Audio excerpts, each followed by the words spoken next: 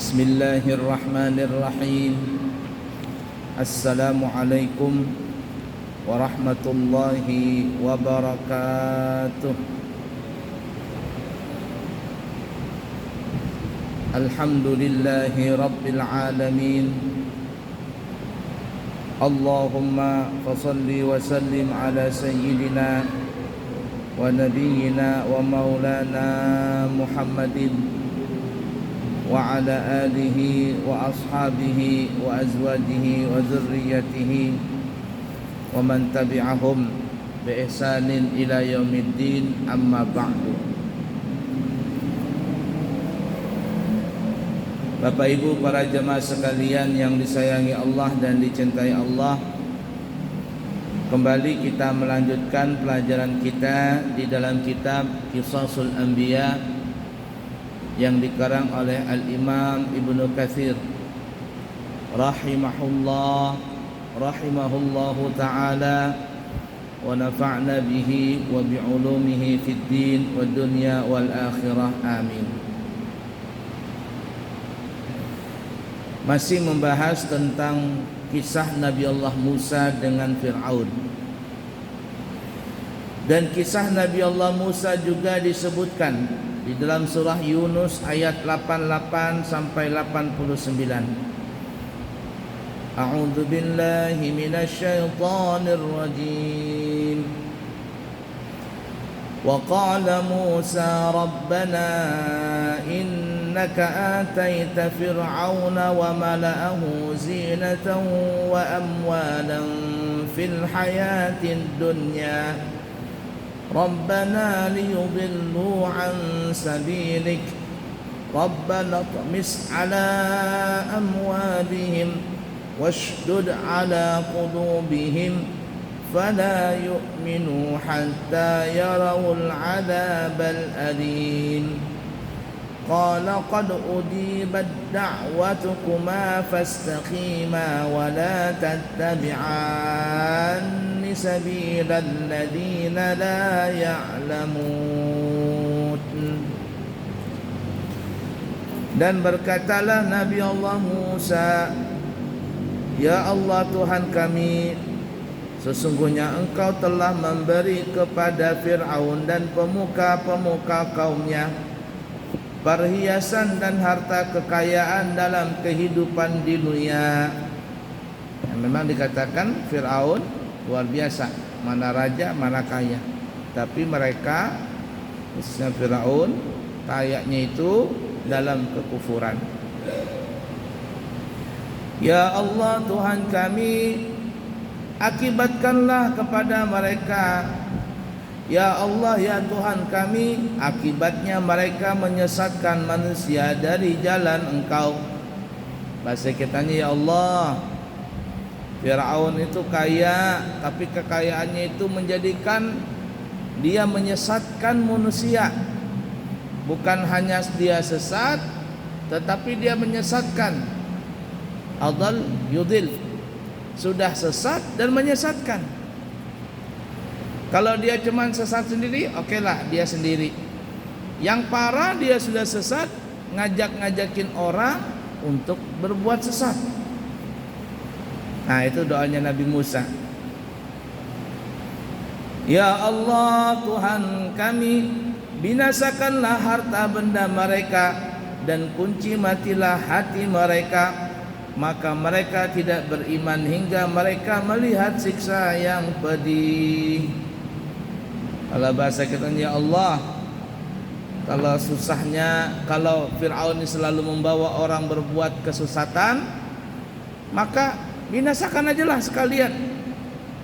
Binasakan dia, binasakan harta benda mereka, kunci hati mereka supaya mereka tidak lagi beriman, les nanti sampai dia melihat siksaannya di akhirat. Allah Ta'ala berfirman, sesungguhnya telah diperkenankan permohonan kamu berdua. Sebab itu tetaplah kamu berdua pada jalan yang lurus. Nabi Musa Harun ya, Nabi Musa dan Harun. Dan janganlah sekali-kali kamu mengikuti jalan orang-orang yang tidak mengetahui. Dalam cerita yang lain, kisah yang lain, Nabi Musa ini berdoa untuk kebinasaan Fir'aun. Ya intinya Fir'aun dibinasakanlah karena sudah tertutup mata hatinya. Dia sudah sesat dan menyesatkan manusia. Namun doanya Nabi Musa itu tidak diperkenankan langsung, melainkan doanya Nabi Musa itu diperkenankan selama 40 tahun lamanya, baru kabul. Ya, tidak langsung. 40 tahun nunggu baru doanya Nabi Musa dikabulkan. Lah kita ini berdoa baru berapa tahun sudah merasa jemu, kenapa doaku nggak kabul-kabul ya? Apalagi minta cepat doanya dikabulkan, yang kayak doanya wali. Siapa kita? Kita bukan wali.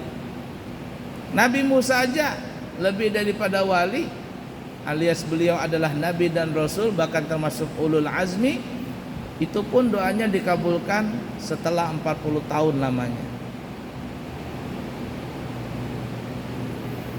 La ilaha illallah. Artinya kita jangan berputus asa dalam berdoa. Teruslah berdoa. Bahkan kata Habib Umar ya, Habib Umar bin Hafidh, kalian nanti akan melihat doa kalian itu terkabul. Bahkan doa yang kalian pernah panjatkan sampai kalian lupa doa itu, dan kalian baca lagi doa itu, ternyata Allah kabulkan suatu saat. Nanti kalian akan lihat itu doa itu terkabul. Kita pernah berdoa masa kecil nih, doa ini sungguh-sungguh kita berdoa, sampai akhirnya kita lupakan doa kita itu. Mungkin kita tidak lagi ngamalkan doa itu, ternyata setelah beberapa tahun atau mungkin sebelum kita meninggal dunia melihat kenyataan itu, dan kita baru sadar, oh inilah doa saya yang dulu pernah saya doa di waktu dulu. Kita sampai lupa doa kita itu, kabulnya lama. Tapi yang jelas Allah akan kabulkan doanya seseorang itu, tapi menurut kehendak Allah.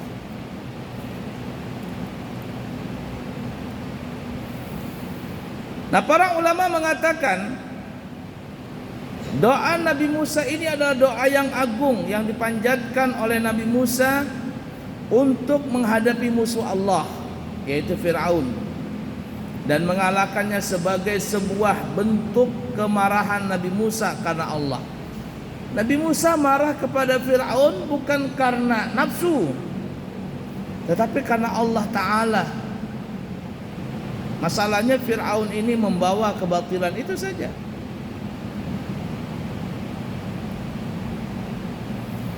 Fir'aun yang sombong, angkuh, kufur, dan terus menerus dalam kebatilan, menghadapi kebenaran dari Allah yang disampaikannya. Kebenaran yang disampaikan Nabi Musa itu sesungguhnya begitu jelas secara lahir maupun maknawi, disertai dengan bukti-bukti yang nyata dan mukjizat-mukjizat yang tak terbantahkan. Namun kenyataannya Fir'aun tetap tidak mau beriman. Lalu Nabi Musa berdoa, ya Allah Tuhan kami, sesungguhnya Engkau telah memberikan kepada Fir'aun dan pemuka-pemuka kaumnya, yakni kaum dari bangsa Kipti, dan orang-orang yang mengikuti dan beragama dengan agama Fir'aun, yakni mengakui Fir'aun sebagai Tuhan. Engkau telah berikan harta kepada mereka.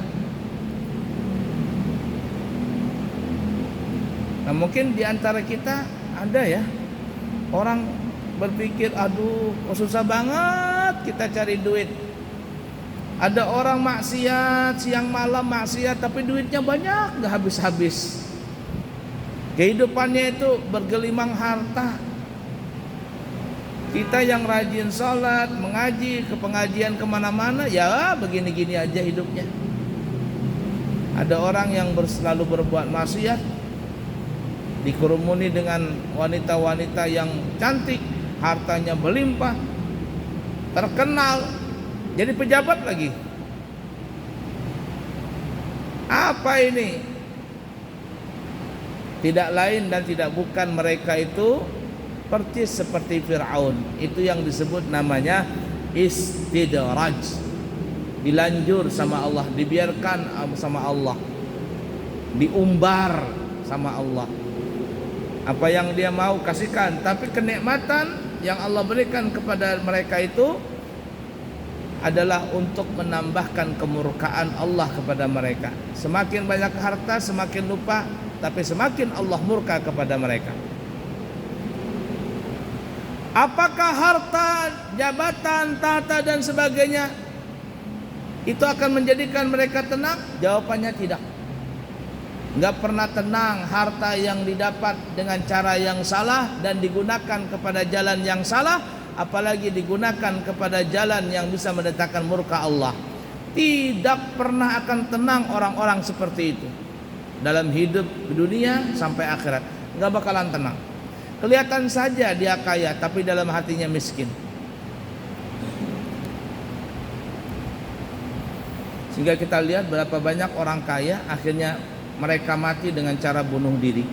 Padahal mereka punya dengan apa-apa, tapi mereka bunuh diri. Kalaupun mereka tidak bunuh diri, berapa banyak orang-orang yang kaya, terkenal dan sebagainya, dia tidak tahan menghidupi jalan hidup padahal sudah punya apa-apa. Lalu mereka terjerumus dalam narkoba. Ditanya sama wartawan, kenapa engkau bisa ke narkoba? Engkau kaya, anak orang kaya, mobil ada, semua ada, cantik, ganteng, semuanya terkenal. Tapi kenapa bisa narkoba? Katanya hidup saya tertekan. Tertekan. Ternyata kekayaan itu menjadi dia tertekan. Tertekan oleh netizen, tertekan oleh iklan-iklan, tertekan oleh pekerjaan ini itu, tidak tahan dia narkoba. Ada seperti itu, banyak sekali. Harta yang Allah titipkan kepada mereka seperti halnya Firaun ini, itu yang disebut namanya istidraj, dilanjur sama Allah. Ibarat kata ada kambing yang kurus, dikasih makan terus-terus sampai akhirnya kambing tadi gemuk. Setelah gemuk diapain tuh kambing? Ternyata kambing itu disembelih, dibikin kambing guling lalu dimakan. Tujuannya ngasih makan supaya gemuk itu untuk disembelih.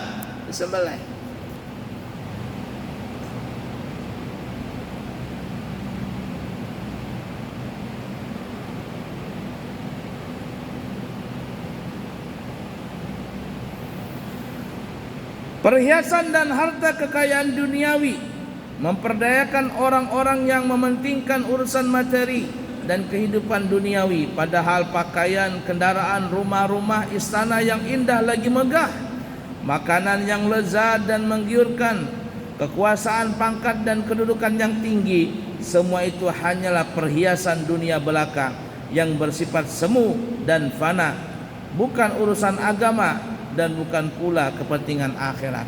Ibarat kata itu seperti fata morgana.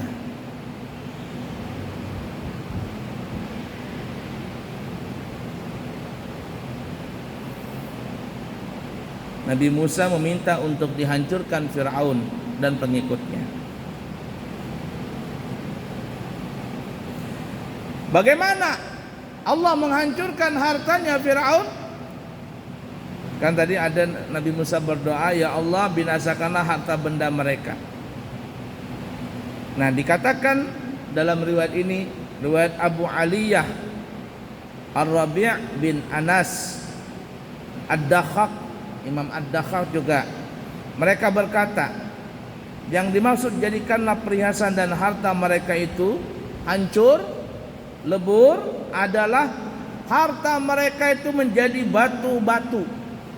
Jadi dikutuk jadi batu, sebagaimana sedia kala. Artinya emas didapat dari tanah, diambil dari dalam tanah, kembali menjadi tanah. berlian, zamrud dan sebagainya diambil dari dasar bumi, dari tanah, truk kembali jadi tanah, jadi batu-batu cadas. Imam Qatadah berkata, menurut informasi yang sampai kepadaku bahwa tanaman-tanaman mereka pun berubah menjadi bebatuan. Jadi bukan hanya kisah maling kundang yang jadi batu, kapal maling kundang jadi batu, harta benda yang ada di maling kundang jadi batu, orangnya jadi batu. Tapi sebelum itu sudah ada nih, harta benda Fir'aun dan seluruh pasukannya pun menjadi batu. Muhammad bin Ka'ab berkata bahwa harta kekayaan mereka berubah menjadi batu. Ia menceritakan hal itu kepada Umar bin Abdul Aziz. Lalu Umar berkata kepada pembantunya, bangkitlah, ambilkan aku keranjang. Lalu ia mengambil keranjang. Tiba-tiba telur dan biji-bijian yang ada dalam keranjang itu berubah menjadi bebatuan. Demikian menurut riwayat Imam Ibnu Hatim.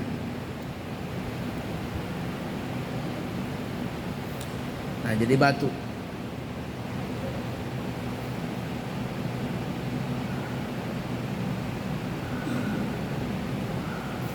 Nabi Musa tadi juga berdoa ya dalam surah Yunus itu, ya Allah, matikanlah hati mereka, matikan hati mereka, maka mereka tidak beriman hingga mereka melihat siksa yang pedih di dalam neraka.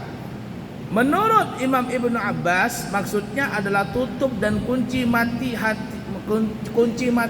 matilah hati mereka secara permanen. Doa semacam ini sebagai bentuk kemarahan Nabi Musa yang dilakukan karena Allah dan agamanya. Lalu Allah memperkenankan doanya sebagaimana Allah pernah mengabulkan doa Nabi Nuh alaihissalam dalam menghadapi kaumnya.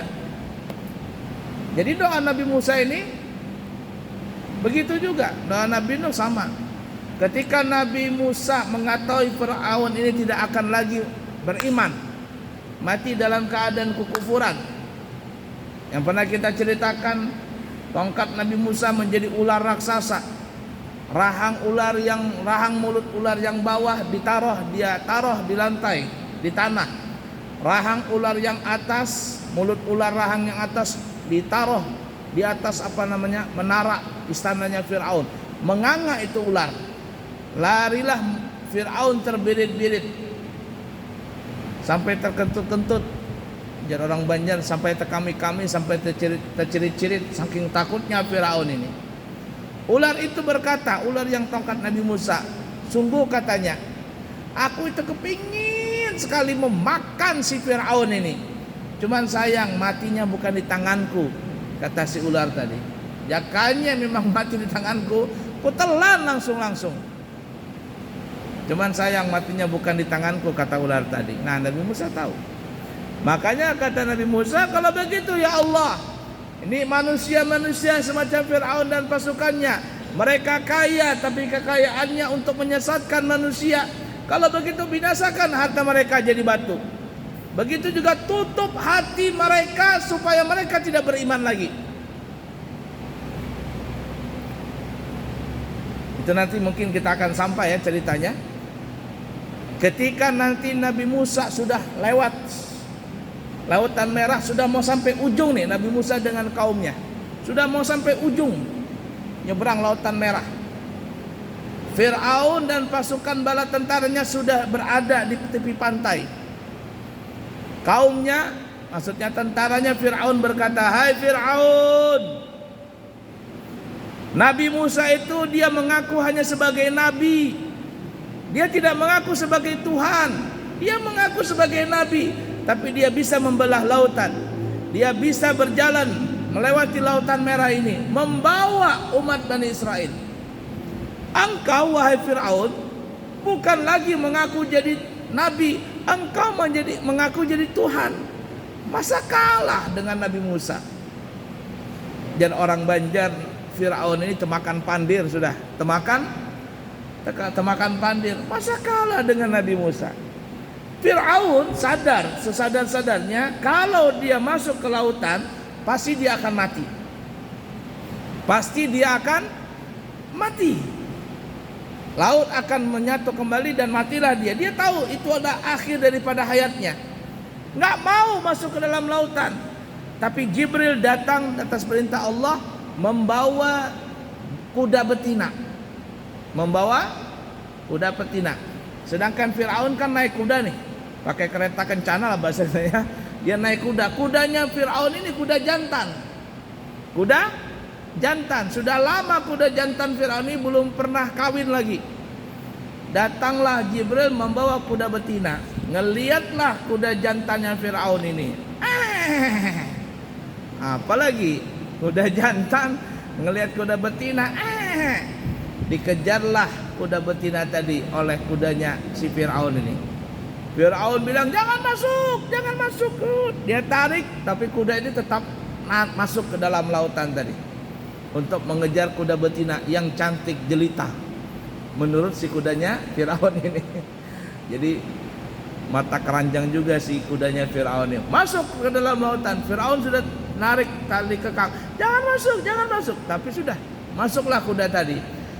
Pasukan Fir'aun menyangka bahwa Fir'aun ini masuk ke dalam lautan tadi karena keinginan dia yang telah dipanas-panasin oleh pasukannya. Hei Fir'aun, masa engkau kalah dengan Nabi Musa? Nabi Musa cuma mengaku sebagai nabi, tapi dia bisa masuk dalam lautan, nyeberangi lautan. Engkau bukan lagi ngaku nabi, tapi ngaku jadi Tuhan. Masa kalah? Nah, jadi mereka menyangka Fir'aun ini masuk dengan sendirinya. Padahal Fir'aun masuk bukan karena kemauan dirinya, tapi karena dipaksa, karena terpaksa si kudanya ini kepingin kawin. Masuk Fir'aun, semuanya masuk. Setelah mereka sudah berada di tengah-tengah lautan, maka lautan itu pun kembali berubah. Fir'aun sadar dia akan mati. Lalu dia berkata, amantu bi Rabbi Musa wa Harun. Aku beriman kepada Tuhannya Nabi Musa. Aku beriman, kata Fir'aun. Tapi Jibril sudah kesel nih. Ya, Allah sudah tutup nih. Padahal dia mengaku di akhir-akhir ayatnya sudah mau beriman. Tapi karena karena Fir'aun ini sudah ditutup mata hatinya, Jibril datang. Lalu Jibril mengambil bahasa kitanya itu rumput laut. Rumput laut, tumbuh-tumbuhan di laut, dijejalkan di mulutnya Fir'aun. Enak aja. Kemana aja selama ini, waktu hidup di dunia bikin kacau saja. Sudah mau mati baru beriman. Mau beriman, tidak ada bakalan. Mau beriman, tutup mulutnya sama Jibril pakai rumput laut. Tidak bisa beriman. Selesai. Datang malakal maut dan akhirnya Fir'aun pun mati dalam keadaan tidak beriman. La ilaha illallah.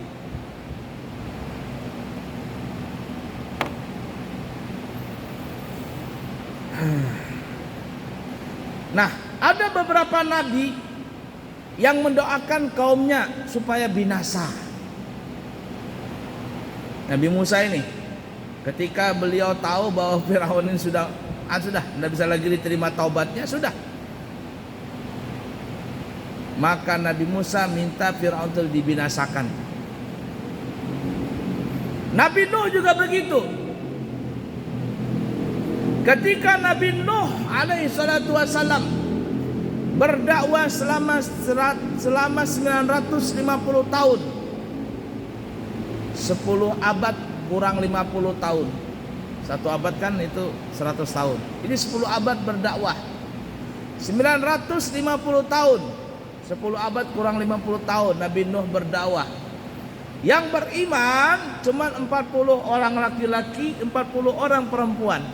Dan Allah wahyukan kepada Nabi Nuh bahwa tidak ada yang beriman lagi kepada Nabi Nuh kecuali yang 80 orang ini. 40 laki-laki, 40 perempuan. Kata Nabi Nuh, ya Allah, kalau memang tidak ada lagi yang beriman nih, lalu ngapain mereka hidup di dunia ini? Kalau memang tidak ada lagi yang beriman, binasakan aja lah. Ganti kaum yang baru. Ganti kaum yang baru. Lalu apa akhirnya? Allah pun membinasakan kaum Nabi Nuh tadi. Kaum Rasib namanya. Kaum Nabi Nuh dikenal dengan kaum Rasib. Mereka tenggelam semuanya. Doa Nabi Nuh itu disebutkan dalam surah Nuh ayat 26 sampai 27. Wa qala Nuhur rabbi la tadar 'alal ardi minal kafirina dayyara innaka in tadharhum yudillu 'ibadaka wa la yalidu illa fajiran kaffara. Nabi Nuh berdoa, wahai Tuhanku, janganlah engkau biarkan seorang pun di antara orang-orang kafir itu tinggal di atas muka bumi ini. Ini ketika Nabi Nuh sudah tahu nih, tidak ada lagi yang beriman. Kalau begitu binasakan aja. Sesungguhnya jika engkau biarkan mereka tinggal di dunia ini, niscaya mereka akan menyesatkan hamba-hambamu, dan mereka tidak akan melahirkan selain anak-anak yang berbuat maksiat, lagi sangat kafir.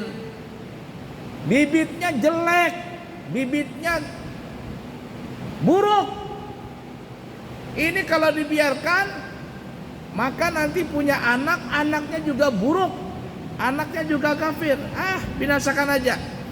Maka terkabullah doa Nabi Nuh alaihi salatu wassalam, dan akhirnya semua dibinasakan kecuali 80 orang tadi, 40 laki-laki, 40 orang perempuan. Ya.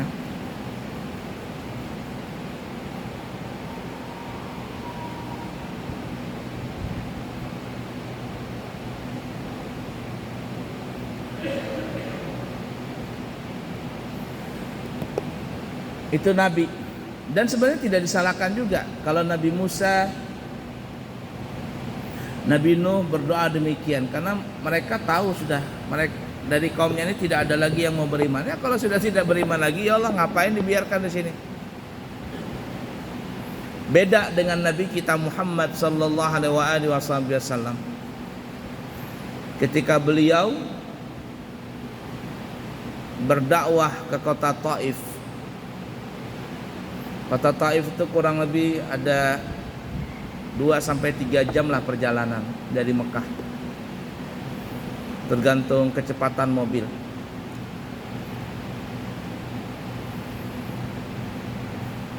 Setelah meninggalnya istri beliau dan paman beliau, Siti Khadijah dan Abu Talib, maka orang-orang kafir Quraisy pun semakin gencar mengganggu dan menyikati Nabi ketika Nabi berdakwah. Karena tidak ada lagi yang membekeng Nabi, Abu Lahab, Abu Jahal, Abu Gosok sekalian kalau ada Abu Gosok. Mereka menyakiti Nabi Muhammad sallallahu alaihi wasallam. Bahkan kalau ada orang yang kepingin beriman, orang-orang kafir Quraisy ini akan menyiksa orang-orang yang mau beriman itu. Untuk menenangkan hati, Nabi kita Muhammad SAW pergi ke Taif. Kotanya dingin, sejuk, dan kota Taif ini penghasil buah-buahan, tanam-tanaman, termasuk bunga mawar. Di sana ada perusahaan minyak mawar. Sebelum Nabi Muhammad sampai ke kota Taif, orang-orang kafir Quraisy mereka dahulu datang ke kota Taif dan mereka membuat berita bohong bahwa akan datang ke kota Taif ini seorang yang gila, seseorang ini, pokoknya diberikan berita bohong lah, berita bohong.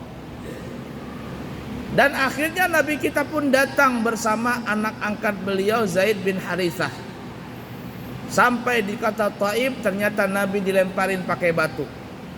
Yang ngelempar anak-anak kecil, yang ngelempar orang-orang yang hau-hau, yang kurang-kurang, Nabi dilemparin. Nabi pun bersender masuk ke kebun anggur, beristirahat di situ. Datanglah seorang laki-laki, memberikan beberapa anggur. Lalu Nabi pun memakan Bismillahirrahmanirrahim. Orang ini bertanya, kok engkau baca itu Bismillah? Kata Nabi, iya. Siapa engkau? Kata Nabi, aku adalah Nabi dan Rasul. Nabi bertanya kepada orang, siapa namamu? Katanya, aku Adas. Dari mana tempatmu? Saya dari sana. Kata Nabi, di situ ada seorang Nabi yang bernama Yunus bin Matta. Nabi Yunus bin Matta. Kata Adas, iya, aku daerah situ tinggalnya. Kata Nabi Muhammad, ketahuilah dia Nabi dan aku juga Nabi akhir zaman.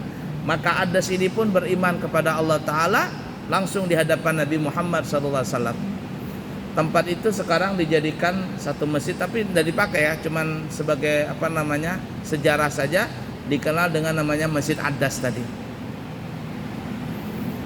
Datang malaikat-malaikat gunung menawarkan jasa kepada Nabi Muhammad, ya Rasulullah, kalau engkau izinkan kepada kami ini, kami akan angkat gunung-gunung yang ada di Taif ini. Kami angkat dan kami lemparkan kepada orang-orang Taif itu. Apa kata Nabi? Allah mahdi qaumi fa innahum la ya'lamun. Jangan dibinasakan ya Allah. Malaikat, jangan. Mereka berbuat demikian itu karena mereka tidak tahu siapa aku hakikatnya. Nabi berkata, sekarang mereka tidak beriman, tapi siapa tahu nanti suatu saat mereka akan beriman. Kalaupun mereka juga tidak beriman sampai matinya, kuharapkan anak cucu keturunan mereka yang akhirnya akan beriman. Itu saking rahmahnya Nabi. Coba kalau kita begitu ya, ada yang musuh dengan kita, nyakitin kita, datang malaikat, gimana? Binasakan apa enggak? Hancurin aja sekalian. Itu kita. Ulek aja sekalian. Itu kita. Tapi Nabi tidak. Sabar Nabi. Dan akhirnya apa? Ketika pembebasan kota Mekah, direbut lagi kota Mekah di tahun ke-8 Hijriah, yadkhulun nas, maka masuklah semua manusia ke dalam agama Allah afwaja. Wa ra'aitan nasa yadkhuluna fi dinillahi afwaja. Engkau wahai Nabi Muhammad akan melihat manusia mereka datang masuk ke agama Allah dengan cara berbondong-bondong. Termasuk orang-orang Taif datang masuk ke agama Islam. Itulah doanya Nabi Muhammad. Artinya Nabi Muhammad pikirannya panjang ke depan. Kalau Nabi Musa, sudah sikat aja. Nabi Nuh, sikat habisin. Tapi luar biasa Nabi kita. Kesabaran beliau dalam berdakwah memang teruji begitu hebatnya. Atas kesabaran di dalam berdakwah, maka dikatakan sampai sekarang umat Islam di dunia adalah yang paling banyak yang beragama Islam. Itu atas buah kesabaran Nabi kita Muhammad sallallahu alaihi wasallam. Baik Bapak Ibu para jamaah sekalian, kiranya cukup sekian dulu. Insyaallah nanti kita sambung di kesempatan yang akan datang. Ada keberangkatan umrah di bulan Januari. Siapa tahu ada jamaah yang kepingin ikut dengan kami di bulan Januari. Bulan Desember sudah penuh, tinggal Januari. Harganya 32 juta 12 hari. Dan siapa tahu ada yang kepingin membadalkan umrah bagi keluarganya yang sudah meninggal dunia, insyaallah pada saat kami nanti berumrah, kami siap untuk membadalkannya. Untuk biaya dan sebagainya nanti bisa dibicarakan lewat via telepon. Siapa yang kepingin berumrah di bulan Ramadan juga ada paketnya, 42 juta 13 hari, 46 juta 18 hari. Dan siapa yang kepingin berangkat haji langsung tahun 2024 tanpa mengantri, maka kami buka harga dengan harga 195 juta bintang 5 dan 185 juta bintang 3. Siapa tahu ada yang berminat, maka segera hubungi kami dan insyaallah kami akan menjembatani niat para jamaah sekalian. Yang baik dari Allah, yang buruk dari pribadi. Subhanakallahumma wa bihamdika asyhadu an la ilaha illa anta astaghfiruka wa atubu ilaik. Wa akhiru kalam, wassalamu alaikum warahmatullahi wabarakatuh.